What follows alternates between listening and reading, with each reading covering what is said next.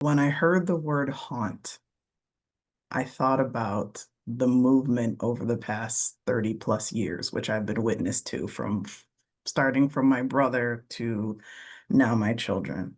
And um, looking at how, especially from someone who is allegedly neurotypical, um, I I think through of the people that have come before all of us on this panel and what they didn't have. And I think through that question of how we critically differentiate um, between what's performative and what's not. I think radical introspection is really important here because I think as an advocate who's not a self-advocate, I think self-awareness is a spiritual gift that we're all on the road to being better at. And I think it's really important to think through the evolution of where we are now so that we can better move forward as a society. I'm very much an advocate. There's no way I could ever be fully in the shoes of a self-advocate. And I think that's where, back to the good intentions, um, I think that is the crux of many of our issues in better bridging these worlds together is understanding that you do not have, no one person has all the answers.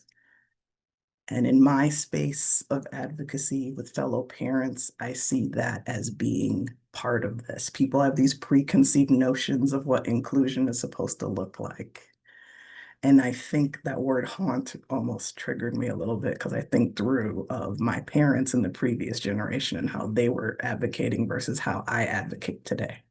So radical introspection needs to join the mix in there as well. That's such a powerful phrase. And, we talk about reflective practice and critical consciousness. Radical introspection kind of grabs you by the jugular a bit harder, I think, which is great. Um, and I think about being haunted, which, we talk about that in infant mental health. We talk about the ghosts in the nursery, right? And there are also angels in the nursery, so we can be haunted with forces for good as well, right? In the same way, we talk about um, generational trauma. There can be generational, some what I don't know what the right word would be, positives, right?